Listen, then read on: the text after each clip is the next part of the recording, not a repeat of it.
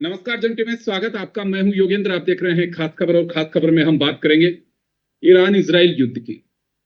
10वां दिन युद्ध का। लग रहा था कि कहीं एक वीक में ही किसी नतीजे पहुंचेंगे, लेकिन मुझे नहीं लगता है कि कहीं ऐसा नहीं हो कि रसिया और यूक्रेन की जो स्थिति लग रही थी कि 2 दिन का युद्ध है उसके बाद खत्म होगा, 4 साल आज हो रहे हैं उस युद्ध को भी। ऐसी स्थिति, क्योंकि ईरान को बहुत बहुत ये माना जा रहा था कि अमेरिका और इजराइल के सामने बहुत बौना होगा, उनके पास इतना असला बारूद नहीं होगा और बहुत जल्द खत्म हो जाएगा। लेकिन ऐसा लगता है कि पहले दिन से लेके अगर 10वें दिन तक की बात करें तो उसके आक्रामकता में कोई कमी दिखाई नहीं दे रही। हाँ, इस वजह एक बड़ी खबर यह है, ट्रंप लगातार ये कह रहे थे कि ईरान ने माफी मांग ली है, और लेकिन हम माफ करने की अभी नहीं चाहते हैं, और नई सरकार का गठन होगा, हमारी देखरेख में होगा, हमारे कहने पे होगा। तो कुछ इस तरह की बातें सामने आई थी। लेकिन इन तमाम चीजों को अगर यूं देखें तो एक तरह से इजराइल और अमेरिका के लिए झटका है। अयातुल्ला खामेनेई के पुत्र उनको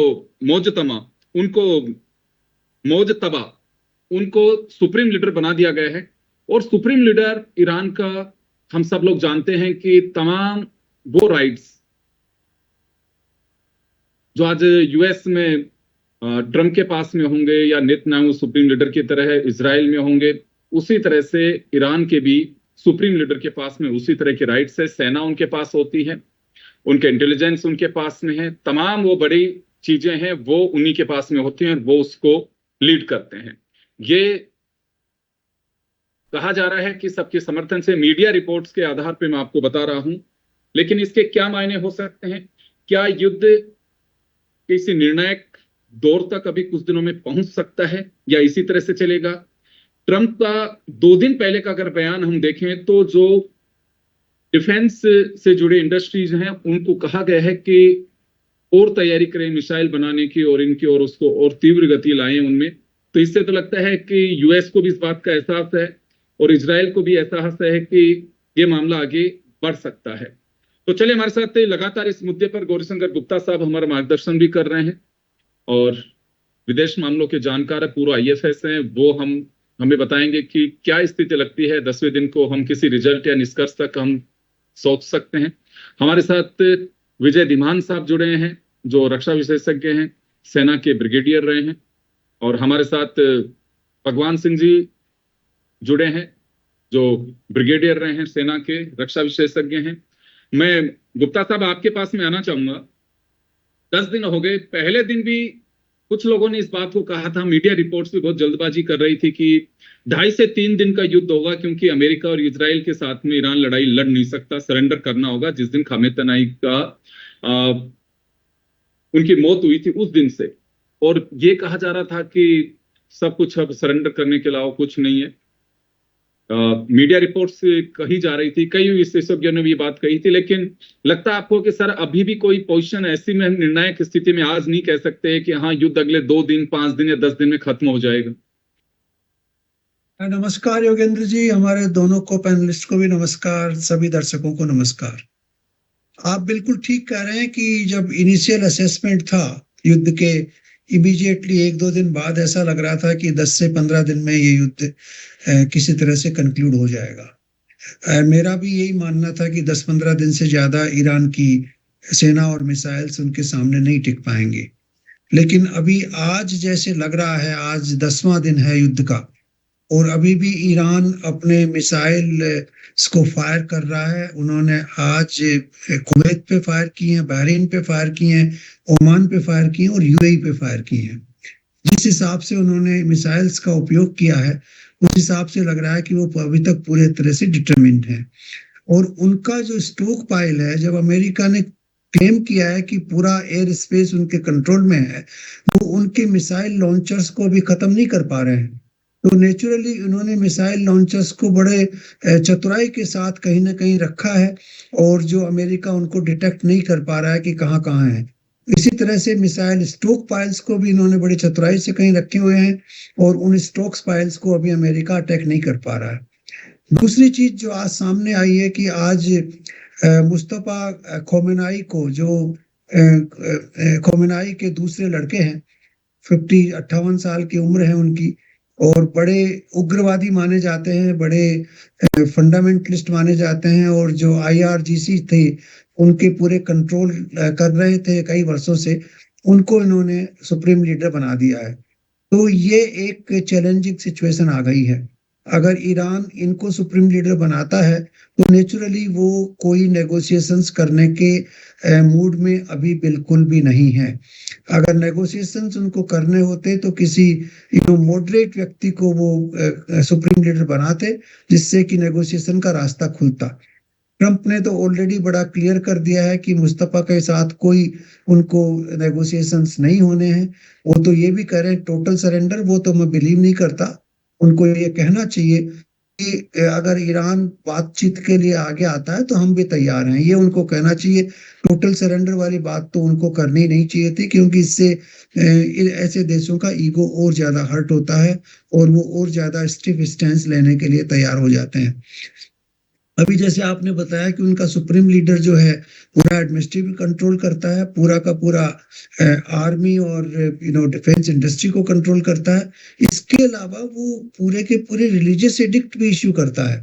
ये religious leader come supreme administrator come commander of the all the arm forces, ये इनकी पोजीशन है। तो वो बहुत ही पावरफुल होता है, और उस पावरफुल लीडर अगर कोई ऐसा है जो बड़ा उग्रवादी जिसकी जो पहले से वो रही है गति, तो नेचुरली वो अभी इस मूड में नहीं होगा कि किसी भी तरह से नेगोशिएशंस किए जाए। अब दूसरी तीसरी चीज ये आ रही है कि पहले आपने देखा कि ईरान के प्रेसिडेंट ने डिक्लेयर किया था कि वो हमारे जो गल्फ कंट्रीज हैं, अरब देश हैं, उनके ऊपर अटैक नहीं करेंगे। और जो अटैक हुए हैं वो गलती से अगर हो गए थे, क्योंकि उनका कमांड एंड कंट्रोल ठीक नहीं था। लेकिन उसके बावजूद अब फिर से अटैक हो रहे हैं। पिछले 2 दिन में उन्होंने बहरीन पे अटैक किए हैं। बहरीन का जो एक ही रिफाइनरी प्लांट है पापको, उसको खत्म, उसके ऊपर अटैक हुआ है। एक उनका डिसैलिनेशन प्लांट है, उसके ऊपर अटैक हुआ है। कुवैत में अटैक हुए हैं, एक बिल्डिंग कुवैत की काफी ध्वस्त हुई है। इसके अलावा यूएई में अटैक हुए हैं, ओमान में भी अटैक, ओमान में नहीं, कतार में भी अटैक हुए हैं। तो इन सबको देखते हुए लगता है कि अभी उनका रवैया बिल्कुल चैलेंजिंग है। वो नहीं चाहते कि किसी तरह का नेगोशिएशंस आगे हों। वो युद्ध किस स्थिति में कैसे जाएगा ये कहना बड़ा मुश्किल है, लेकिन स्ट्रेट ऑफ हॉर्मुज अगर नहीं खुलेगा तो ये संसार के लिए, एक एनर्जी के लिए थोड़ी समस्या पैदा करेगा। उसमें सभी देश सफर करेंगे, क्योंकि विश्व का करीब 20% एनर्जी स्ट्रेट ऑफ हॉर्मुज से निकलती है। यूरोप भी जाती है, इंडिया भी जाती है, चाइना भी जाती है, और भी साउथ ईस्ट एशिया भी जाती है। तो इन सब कंट्रीज को एनर्जी की अवेलेबिलिटी की समस्या होगी, प्राइस की समस्या होगी, और उनका जो एक्सपोर्ट, जैसे हमारा एक्सपोर्ट है उस रीजन में, उसको भी इम्पेक्ट करेगा। हमारे लिए तो जो करीब करीब 90 लाख 1 करोड़ लोग वहां रहते हैं, उनकी रोजी रोटी का भी प्रश्न पैदा होता है। तो ये संकट धीरे धीरे आएगा, लेकिन अभी हमारे लिए उतना संकट अभी नजर नहीं आ रहा, क्योंकि हमारे जो टैंकर्स हैं उनको ईरान ने कहा कि वो डिस्टर्ब नहीं करेंगे, उनको अलाउ करेंगे। और हमें रसिया से भी इंपोर्ट अलाउड है, और मतलब अलाउड तो क्या, अलाउड तो था ही, लेकिन मतलब ओपनली यूएस ने कह दिया कि आप कर सकते हैं। तो हम जो हैवी इंपोर्ट करके, रिफाइन करके और एक्सपोर्ट यूरोप को भी करेंगे, वही सिचुएशन आएगी जो यूक्रेन वार में आई थी। क्योंकि अभी यूरोप के पास भी रिफाइंड ऑयल प्रोडक्ट्स का और एनर्जी की बहुत शॉर्टेज है, और वो अभी अगर रसिया से नहीं कर पा रहे हैं तो वो फिर इंडिया उनको रिफाइंड प्रोडक्ट सप्लाई करना वापस से शुरू करेगा। तो इंडिया की इंडस्ट्री पे हो सकता है कुछ पॉजिटिव असर भी आए, एग्रीकल्चरल कमोडिटीज का एक्सपोर्ट हमारा बहुत बढ़ेगा, क्योंकि गल्फ रीजन में सारे वेजिटेबल्स, फ्रूट्स, ग्रेन्स, सीरियल्स सब इंडिया से जाएंगे हेवी क्वांटिटी में। आज देख रहा था कि कई एयरक्राफ्ट वहां पे दुबई गए हैं, जो अपने fresh fruits and fresh vegetables और सीरियल्स लेके वहां रवाना हो रहे हैं। तो वो एक बड़ी क्वांटिटी में हमारा एक्सपोर्ट होगा। लेकिन नेचुरली कुछ असर तो एक्सपोर्ट से भी पड़ेगा, कुछ असर जो है एनर्जी प्राइसेस पे पड़ेगा, जी कुछ असर लोगों के मूवमेंट पे पड़ेगा। और अगर मैं तो चाहता हूं कि ये युद्ध जो है अगले एक सप्ताह के अंदर अंदर कंक्लूड हो जाए, नहीं तो फिर ये बिल्कुल समस्या बढ़ती चली जाएगी। बिल्कुल, और इसमें कोई योगेंद्र संदेह जी। नहीं है, क्योंकि दोनों तरफ से ही कोई पहल नहीं की जा रही है और तबाही दोनों तरफ से हो रही है। ईरान हो सकता है ज्यादा सफर कर रहा हो, लेकिन दिक्कत यूएस के सामने, क्योंकि ट्रंप अपनों से भी घिरते नजर आ रहे हैं। वहां पे यूएस में भी उनको इस बात को लेकर के कहा जा रहा है कि अपने युद्ध में अमेरिका को बेवजह थोपा गया है, और वहां के लोग सड़कों पे भी हैं, विरोध भी कर रहे हैं। खैर, नेतन्याहू के सामने भी बड़ी स्थिति यह है कि ये माना जा रहा था कि हमारा कोई नुकसान नहीं होगा, केवल ईरान ही तबाह होगा, लेकिन ऐसा नहीं है। सबसे बड़ी जो दिक्कत आ रही है, जो संरक्षण लेकर के शांत प्रिय जिंदगी जीना चाह रहे थे वो मिडिल ईस्ट के लोग, वो सबसे ज्यादा सफर करते नजर आ रहे हैं। क्योंकि उनकी चिंता एक है कि उनपे जिस तरह से अटैक्स हो रहे हैं, चलिए पहले यूएस बेस को बनाया गया, लेकिन पिछले 2 दिन से, जैसे अभी गुप्ता साहब भी कह रहे थे, देखिए वेपन है किस तरह से कहां पे भी, और जिस तरह से बैलिस्टिक मिसाइलें जो आ रही, जैसे हम रक्त बीज की तरह भी कह सकते हैं, सब लोग जानते हैं वो बम में और बम होते हैं छोटे, वो किसी भी तरह से कहां पे भी कितनी संख्या में गिरते हैं। वो ये नहीं करते हैं कि किसी तरह से रिमोट से गाइडेड हो कि नहीं केवल वेस्ट पे गिरेंगे, किसी होटल पे भी गिर सकते हैं, आबादी में भी गिर सकते हैं, कहीं पे भी गिर सकते हैं। खैर चलिए, मैं एक बार रुक करना चाहूंगा धीमान साहब का। सर, क्या लगता है आपको कि ये युद्ध की जो लपटें हैं कहीं और फैल सकती हैं, क्योंकि टारगेट मिडिल ईस्ट में वहां बनाया जा रहा है जहां यूएस बेस है, लेकिन मुझे लगता है कि धीरे धीरे, पहले जब अटैक किया गया था यूएस बेस पे, तब ईरान ने कुछ रॉकेट उनके दूसरी जगह भी गिरे, तो इन्होंने सॉरी भी फील की थी, हमारा कोई टारगेट नहीं है खाड़ी देश, लेकिन हम यूएस के जो बने हुए बेस है उनको जरूर हम तबाह करना चाहते हैं। अब क्या लगता है सर आपको कि खाड़ी में लपटें पहुंचना शुरू हो गई हैं? योगेंद्र जी, मैं आपकी स्क्रीन पे हूं क्या? मुझे नजर नहीं आ रहा। हाँ सर, बिल्कुल आप दिख भी रहे हैं, आप दिख भी रहे हैं, और ऑडियो भी आ रहा है सर आपका। तो मेरे पास यहाँ मुझे, मैं दिख नहीं रहा। एनीवे, नहीं सर, प्लीज कंटिन्यू सर, आप दिख रहे हैं। आपने जो अपने ओपनिंग रिमार्क्स में बड़ा कुछ बोला, बहुत सारे सवाल थे। इनफैक्ट मैंने सोचा था कि आप, जब मेरी बारी आएगी तो आंसर करूंगा, वो जम्बल्ड अप हो गए हैं। परंतु अभी आपने एक सवाल पूछा कि युद्ध फैल सकता है कि नहीं फैल सकता। इसके लिए मैं थोड़ा सा आपसे समय चाहूंगा कि आपको मैं पहले इस युद्ध का करेक्ट पर्सपेक्टिव देना चाहता हूं, जो बहुत जरूरी है समझने के लिए कि क्या हो रहा है और क्यों हो रहा है। फर्स्ट ऑफ ऑल, आपने बहुत दादागिरी वाली स्टेटमेंट, जो शब्द यूज किया जा रहा है भारत में, दादागिरी by the Trump. Well, I agree with that. मैं उस चीज को मानता हूं कि वो कर रहे हैं। परंतु जब कोई भी युद्ध लड़ा जाता है तो उसके दो इंपॉर्टेंट एस्पेक्ट्स होते हैं। एक होता है काइनेटिक एस्पेक्ट, जो युद्ध की आर्म फोर्सेस लड़ती हैं, और दूसरा होता है नॉन काइनेटिक, जिसमें साइकोलॉजिकल वॉरफेयर और दूसरे साइबर वॉरफेयर वगैरह वगैरह होते हैं। अभी यहाँ पे जो साइकोलॉजिकल वॉरफेयर चल रहा है, वो चाहे ट्रंप बोल रहे हैं या बयान आ रहे हैं ईरान की तरफ से, तो वो सब एक दूसरे के ऊपर असर डालने के लिए हैं। चाहे ट्रंप अपने ईरानियंस के ऊपर अपना कुछ दबदबा बनाना चाहते हैं, या अपनी डोमेस्टिक कंस्टिट्यूएंसी को एड्रेस कर रहे हैं back in United states of America. तो वो एक नैरेटिव वॉरफेयर है। मैं उस पर ज्यादा नहीं बात करना चाहता, क्योंकि मैं चाहता हूं कि जो प्रवक्ता हैं ईरानियन डिफेंस फोर्सेस के, उनकी जो मॉर्निंग ब्रीफिंग होती है, या यूएस फोर्सेस की, जैसे 3 दिन पहले तो एडमिरल कूपर खुद आए थे, जो उनके सेंट्रल कमांड के कमांडर इन चीफ हैं, तो वो जो बताते हैं, दैट इज द एक्चुअल युद्ध मेरे हिसाब से। अभी वहां पे क्या हो रहा है कि जो ईरानी यूएस का जो जमावड़ा है वो बहुत ज्यादा है, और बहुत सारी बातें हमारे इंडियन टेलीविजन पे बोली जाती हैं कि देखिए जी, उनको समझ में नहीं आ रहा, 2 दिन की लड़ाई थी, 4 दिन कितनी लंबा चलेगा। ये सब बातें अटकलें हैं। जो यहाँ तक युद्ध का प्लान था, वो सारा का सारा बहुत ही well plan, coordinated, and everything is going as per the plan.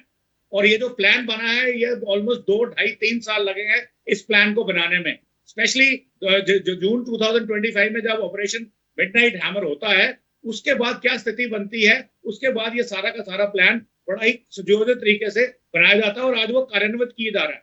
पूरा पूरा फोर्सेस का जमावड़ा हो रखा है और डेफिनेटली जो यूनाइटेड स्टेट्स की फोर्सेस हैं उनका पलड़ा भारी है। परंतु बोला जाता है कि देखिए इजराइल पे अटैक हुआ, ईरानियन ने सक्सेसफुल हो गए। देखिए जो एयर सुपीरियॉरिटी है पूरा का पूरा ईरानियन स्पेस वो यूएस फोर्सेस के कमांड में है और वहां पे आप मिसाइल लॉन्चर अगर आप लॉन्च करना चाहते हैं मिसाइल तो उसको आप रोक नहीं सकते, उसको आप एयर डिफेंस से सिर्फ इंटरसेप्ट कर सकते हैं और उसमें भी एयर डिफेंस की भी क्षमता होती है, लिमिटेशन होती हैं। कोई ना कोई 100 मिसाइल फायर करेंगे, 5 भी गिर गई तो वो डिस्ट्रक्शन करेंगी। तो ये डिस्ट्रक्शन जो है ये ऑलरेडी फैक्टर्ड इन होती है प्लान के अंदर, ये हमारा होगा। परंतु पॉइंट ये है कि ईरानियन का जो एयर स्पेस है वो सारा का सारा इस वक्त 24/7 उनके सैटेलाइट्स देख रहे हैं। उनकी जितना भी मिसाइल जखीरा है वो सारा का सारा है आपका टनल्स के अंदर, अंडरग्राउंड टनल्स के अंदर या साइलोज के अंदर। उसके एंट्री एग्जिट पॉइंट मार्क किए जा रहे हैं, उनको बर्बाद किया जा रहा है। जो भी लॉन्चर बाहर निकलता है वो अंदर नहीं जाता है। This is a fact. ना अभी ये कैसे हो रहा है? शुरू में ईरान ने ताबड़तोड़ हमले किए, सारे गल्फ कंट्रीज के ऊपर, जीसीसी कंट्रीज के ऊपर अटैक कर दिया और उनकी आयर भी अपने अगेंस्ट ले ली, ये सोच के कि हम अमेरिकन पर अटैक कर रहे हैं। परंतु अभी जैसे countries like let's say Qatar, Bahrain, Kuwait, UAE और आपके सऊदी अरेबिया, ये सब ऑलरेडी ट्रम्प साहब को बोल रहे हैं कि हम भी इनके आपके अगेंस्ट क्यों लड़े। परंतु वो उनका इमोशनल रिस्पॉन्स था अयतुल्ला खुमैनी के असैसिनेशन के बाद। अब क्या है कि अब उनको पता चल गया है कि उनका जखीरा लिमिटेड है, रशिया से कोई मदद नहीं मिलेगी, चाइना से कोई मदद नहीं मिलेगी, नॉर्थ कोरिया से कुछ नहीं मिलेगा। इसलिए अभी उनके रैशनिंग शुरू की है। अभी उनका जो हमला है वो बड़ा एक प्लान तरीके से आ रहा है, IRGC जो भी कर रही है। परंतु जहां तक गल्फ फोर्सेस का सवाल है, आप देखेंगे उनके हमले हर दिन बड़े होते चले जा रहे हैं। और ट्रंप ने पहले दिन ही बोला था कि युद्ध 4 हफ्ते चलेगा। जब 4 हफ्ते की बात उसने पहले कर दी, उस दिन हमने बोला इसको 6 कर लीजिए। परंतु अब मैं कहूंगा ये थोड़ा और लंबा चलेगा, क्योंकि जो ईरानियंस हैं वो एक इंटेग्रिटी वाले लोग हैं, एक हेरिटेज सभ्यता वाले लोग हैं, वो इतने बेवकूफ नहीं है। ये 1979 में जो उन्होंने उखाड़ फेंका था अमेरिकन या पहलवी के राज को, जो अमेरिकन टट्टू थे, वो एक उनकी बदला था जो 53 में उन्होंने मॉसड को उठा के फेंका था। परंतु गलती वहां ये हो गई कि ये रेडिकलाइज रजीम आ गया। अगर ये उस वक्त डेमोक्रेटिक हो जाता तो ये झगड़ा नहीं होना था। परंतु अब क्या, ईरानियन मानने को तैयार नहीं है। वो कहते हैं अनकंडीशनल सरेंडर करे। कोई भी गैरत वाला आदमी अनकंडीशनल सरेंडर की बात नहीं करेगा। तो ये भी कहते हैं हम लड़ेंगे, और कब तक? अब परंतु जो भी उनके पास रिसोर्सेज बचे हैं, IRGC का सेंट्रल कमांड एंड कंट्रोल खत्म हो चुका है, वो पॉकेट्स में लड़ रहे हैं। अभी जो मुश्तबा बनाए हैं ये भी इनके पास उन्हीं की पावर है, उसके अलावा कुछ नहीं है। तो अभी उन्होंने अपनी स्ट्रेटेजिक एंड्योरेंस दिखानी शुरू की है, कितना लंबा खींच सकते हैं। और ये बहुत ही दुर्भाग्यपूर्ण है सभ्यता के लिए। अगर यहाँ पे कोई मॉडरेट वॉइस होती, अगर जो मुस्तफा को सिलेक्ट किया गया है वो धार्मिक लीडर भी हैं, कंट्री के हेड भी हैं, अगर ये दोनों अलग अलग होते तो कोई मॉडरेशन की बात हो सकती थी। आज की डेट में जो स्थिति है कुछ समझ में नहीं आ रही। ईरानियंस छोड़ेंगे नहीं और अमेरिकन उसको घुटने पे लगा के छोड़ेंगे। और मान लीजिए आज से 4, 6, 8, 10 हफ्ते के बाद अमेरिकन सक्सेसफुल हो भी जाते हैं, परंतु वो ईरान को अगर झुका भी लेंगे, अपने टर्म्स पे ले भी लेंगे, तो वो एक बीज बोएंगे फ्यूचर वॉर का। जैसे after first world war Germany की बहुत हालत खराब की गई थी, तो सेकेंड वर्ल्ड वॉर के लिए हिटलर पैदा हुआ, वैसे ही ईरान में भी होगा। और ये देश दुनिया के लिए, सभ्यता के लिए, मानवता के लिए एक बहुत ही खतरनाक बात है और गलत बात है, जो विश्व युद्ध भी हो सकता है और न्यूक्लियर युद्ध भी हो सकता है, जो दुनिया को तबाह कर देगा। इसलिए इस वक्त सिचुएशन ये है कि ईरानियन छोड़ेंगे नहीं, अमेरिकन भी छोड़ेंगे नहीं, और ये किसी नतीजे पे नहीं आ रहा। जी बिल्कुल, तो ये आपका साफ कहना है और बिल्कुल लग भी रहा है कि अभी किसी नतीजे पे हम पहुंचना बहुत मुश्किल बात है, क्योंकि दोनों ही तरफ से जिस तरह से तनाव और तल्खियां बढ़ती जा रही हैं, बहुत मुश्किल है कहना। भगवान सिंह जी के पास में जानना चाहेंगे, सर ऐसे पोजीशन में क्या लगता है आपको कि ये बात तो तय है कि जो पोजीशन अभी लग रही है, 2 युद्ध हम करंटली उसमें देख रहे हैं कि रसिया और यूक्रेन का, और उसके बाद में ईरान इजराइल का। पहले भी यही लग रहा था कि बहुत जल्दी इसका कुछ डिसीजन हो जाएगा, लेकिन बहुत लंबा युद्ध चला। ईरान और इजराइल के भी कुछ सिचुएशन ऐसी लंबी जा सकती हैं, जैसे अभी दिमान साहब ने भी कहा और गुप्ता साहब ने कहा कि उम्मीद की जानी चाहिए। हम लोग सोच के चलते हैं कि जल्दी हो, लेकिन दिखाई नहीं दे रहा है कि इतनी जल्दी रुकने वाला है ये। अब क्या लगता है सर आपको कि कहीं कोई कंप्रोमाइज की पोजीशन आएगी कोई? क्योंकि अब इन दोनों के बीच एक सबसे बड़ी प्रॉब्लम क्या होगी कि कोई दखल नहीं दे सकता, क्योंकि अगर रसिया या चाइना बीच में कहीं पे भी अगर मध्यस्थता करने की स्थिति में भी आते हैं तो आपको लगता है कि ट्रंप उसे स्वीकार करेंगे, या कोई और आता है तो उसको ईरान स्वीकार करेगा? तो एक ऐसे मोड़ पे आ गया है ये युद्ध, जैसे अभी आहट बता रहे हैं कि इससे वर्ल्ड वॉर की पोजीशन भी बन सकती है। देखिए, इस युद्ध में 4 प्लेयर हैं। अमेरिका है, इजराइल है, ईरान है और वेस्ट एशियन कंट्रीज हैं, नाउ मिडिल ईस्ट कंट्रीज हैं। तो इनका चारों का आप इन्वॉल्वमेंट है। अब कितना इन्वॉल्वमेंट है?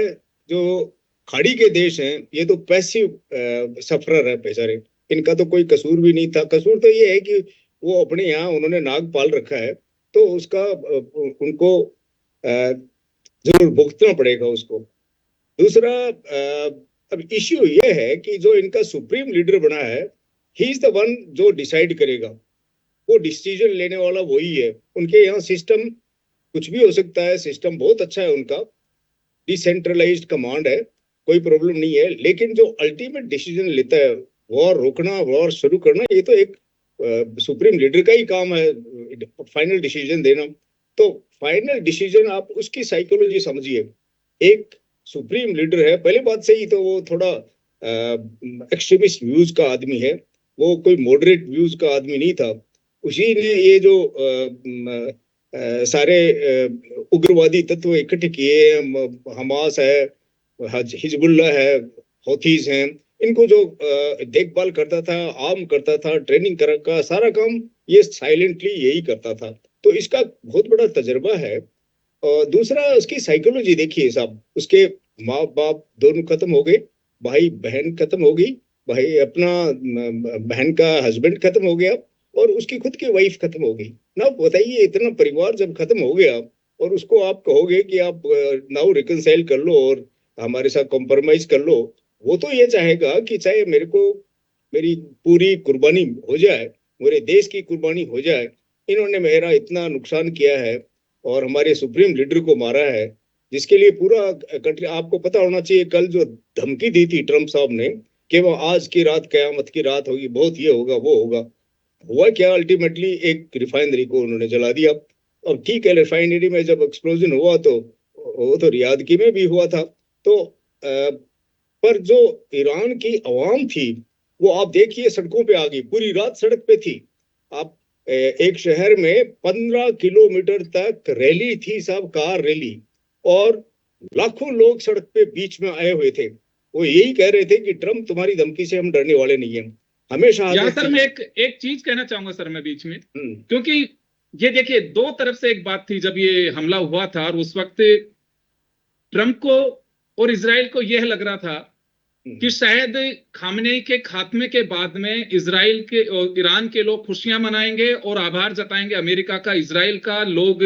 तो मोटिवेशनली अगर हम देखें या एक नैतिकता की तरह देखें, एक मानसिक रूप से देखें, तो प्रेशर में आएगी। एक तरफ उनका सुप्रीम लीडर हताहत हुआ है, दूसरी तरफ पब्लिक सड़क पे आ रही है इसके पक्ष में कि हाँ जो हुआ बहुत अच्छा हुआ। लेकिन वो ऐसा हुआ नहीं, क्योंकि अभी उनपे कोई प्रेशर ऐसा डाला भी नहीं जा सकता। युद्ध में सारी चीजें लगी हुई है, उनकी मशीनरी लगी हुई है, उनका सिस्टम लगा हुआ है, तो ऐसा है नहीं उस पब्लिक को कंट्रोल करने के लिए।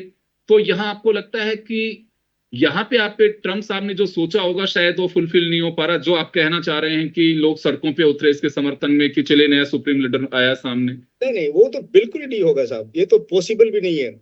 आप वो जो सोच रहे थे नेतन्याहू, और एक उनका कोई सीनेटर था, क्या नाम भूल गया मैं, एडवर्ड या समथिंग, जिन्होंने ये सलाह दी है। वो ट्रंप का बहुत बड़ा दोस्त था, उन्होंने पहले सारे खाड़ी देशों का दौरा किया है और इजराइल का दौरा किया, फिर जाके ट्रंप को रिपोर्ट दी और उन्होंने कहा कि आप युद्ध शुरू कीजिए।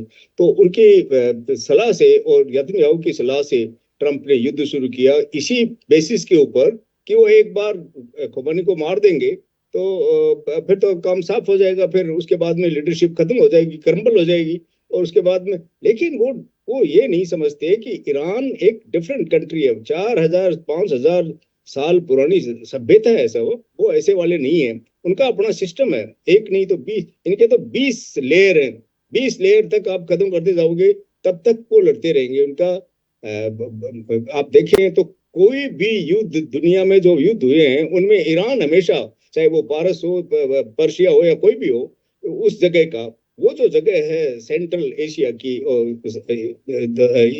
वेस्ट एशिया की, उसमें हमेशा ही लड़ाई होती रही। तो लड़ाकू आदमी है, तो इसलिए वो घबराने वाले नहीं है। लेकिन यस, क्योंकि कोई भी चीज की अल्टीमेटली एंड तो होता ही है। यदि वेपन उनके पास खत्म हो जाएंगे, उनका असला ही नहीं रहेगा, फैक्ट्री बंद हो जाएंगी, तो फिर क्या लड़ेंगे? कोई लकड़ियों से और डंडों से थोड़ी ना लड़ सकते हैं। लेकिन वो भी आप देखिए जो स्ट्रेट ऑफ हॉर्मुज है, अमेरिका इतना पावरफुल होते हुए भी उसको नहीं खुलवा सकता है। उसके पास उसका जो अब्राहम लेके आया जो एयरक्राफ्ट कैरियर है, वो 2000 किलोमीटर पे लेके आ गया कि भाई यहाँ तक इसकी मार 2000 तक की है इनके मिसाइल्स की, तो वो फिर अटैक नहीं कर पाएगा। अभी जब उसके ऊपर जब ड्रोन्स और मिसाइल्स आए, जब उनके ऊपर बरसात हुई, वो तो ऊपर तक पहुंचे कि नहीं पहुंचे डिस्प्यूट है अभी भी, लेकिन वो नजदीक तो जरूर पहुंच गए। नजदीक पहुंच गए तो इसका रिजल्ट ये हुआ कि 1000 किलोमीटर पीछे उसको विड्रॉ करना पड़ा। नाउ आप देखिए कि इस तरह का यदि खौफ अमेरिकन आर्मी में है, और अमेरिकन आर्मी अब वो बोल रहे हैं कि वो फुट सोल्जर्स आएंगे और शूज ऑन ग्राउंड रहेंगे, वो होगा नहीं। होगा तो वो बुरी तरह सफर करेंगे। और जो अमेरिका का प्रेशर है, आप देखिए जो वेटरन्स भी हैं अमेरिका के, जो hardened battle hardened veterans, top 14 most decorated and most senior generals and Admirals ने एक लेटर लिखा है ओपनली उनको। ये वॉर किसका है? ये वॉर हमारा नहीं है। ये आप किसके लिए लड़ रहे हो? हमने कॉन्स्टिट्यूशन की शपथ खाई है अपने देश की रक्षा के लिए। हम इजराइल के देश की रक्षा के लिए नहीं खाया, तो इसके लिए हम क्यों लड़े? तो एक वहां पे भी उनके ऊपर, ट्रम्प के ऊपर बहुत बड़ा प्रेशर है, जनता का प्रेशर है, कांग्रेस का प्रेशर है। तो इसलिए आगे चलाना उनके लिए भी पॉसिबल नहीं है। यस, ईरान के लिए तो है ही नहीं बेचारे के लिए तो, लेकिन ईरान तो खींच रहा है किसी तरह ना किसी तरह। लेकिन ट्रम्प के लिए भी पॉसिबल नहीं, क्योंकि उनके देखिए आप 4 एयर डिफेंस सिस्टम है जो इम्पोर्टेंट, जो एरो या थार्ड जो भी थे सारी खाड़ी कंट्रीज में, चारों इतने कॉस्टली थे, बर्बाद कर दिया ना। वो वहाँ जैसे ईरान का एयर स्पेस फ्री हो गया कोई भी एयर डिफेंस से, अमेरिका दावा करता है इसका, तो उनका भी फ्री हो गया, खाड़ी देशों का भी, 4 देशों का तो कम से कम। तो इसलिए नुकसान उनका भी हो रहा है रोज। और ये रिफाइनरी आज किया है उन्होंने, तो उन्होंने भी रिफाइनरी के ऊपर अटैक किया है। और आपने वाटर डिस्टिलिंग प्लांट के ऊपर किया है। बहुत अन्याय की बात है ये, एक बहुत ह्यूमैनिटेरियन एस्पेक्ट को इन्होंने वायलेट किया है। तो ये क्रिमिनल है साहब। ट्रम्प भी कोई, आप ये देखिए अमेरिकन आर्मी कभी कोई सिविलियन स्कूल पे